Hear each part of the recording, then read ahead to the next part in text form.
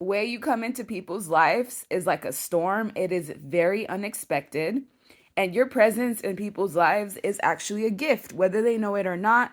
Despite how uncomfortable it may be, your presence in people's lives sometimes keeps them stuck. It brings them conflict, internal conflict. Some of them put themselves in competition with you, but your presence in their lives is truly meant to bring movement after a period of stagnancy, and people become very defensive towards you, very defensive, even though you are emotionally mature, even though you have your feelings in check, even though you may not even engage as much, you still bring a ton of conflict into people's life because of the fact that you trigger them. You trigger disharmony in their lives. You trigger conflict, mostly inner conflict. It's not like you're doing anything externally to them. It's how you cause a rise within them.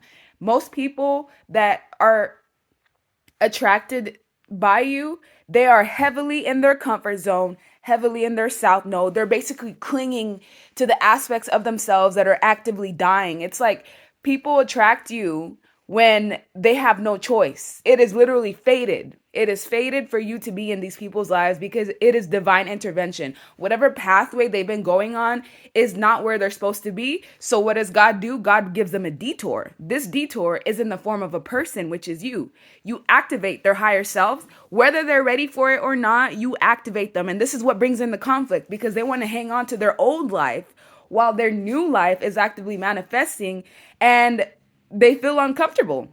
They're very closed off towards you. That's why there's a lot of like defensiveness towards you, people not liking you, people having a problem with you. And what they mostly do not like is the fact that you show them that they have a lack of self commitment. They do not commit to themselves. They also feel like they're not good enough. People, when they're around you, they realize that they're not following their heart. How do they know? Because they look at you and you embody a person that follows their heart, a person who is whole within themselves. Also, when people are around you, they have a sense of loss. They feel heavily like they're in a sense of loss. And it's not like they've lost anything in particular.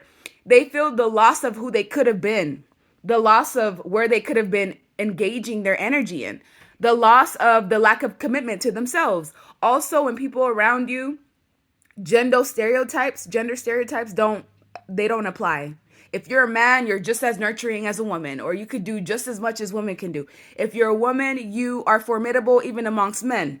Even there's men around you that can't overpower you. So gender stereotypes are out the door when it comes to you because you can embody both aspects of feminine and masculine, and you can do anything on both sides.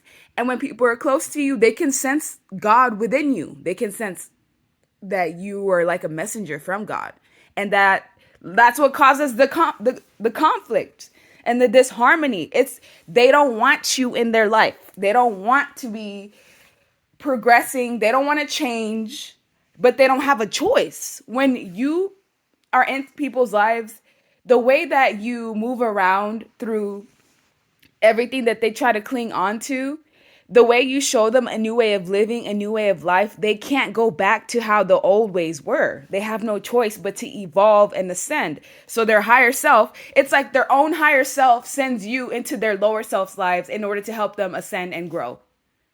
But yet they get mad at you because their higher self sent you. Like, it's very chaotic. And you still bring karma and balance and justice into these people's lives, especially if they were in a period where they were stagnant, they didn't want to move forward. Well, you don't have a choice.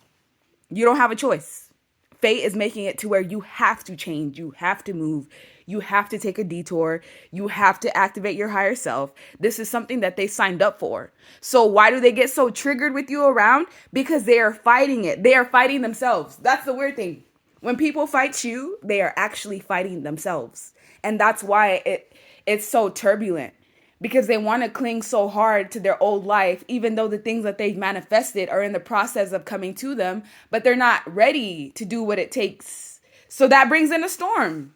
It could be so much easier and smooth sailing if they weren't so closed off to you. But here's the thing, they can't just shut you out like they can do everybody else. No, you were divinely guided into their life. They have no choice but to accept you and to accept the things that you bring. And then as soon as your job is done, guess what? You're out of their life as quickly, as swiftly as you came in.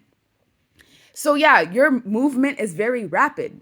The way that you move around people's lives, the changes that you make it looks like it's overnight pretty much. And this is something that you were sent to do by the divine.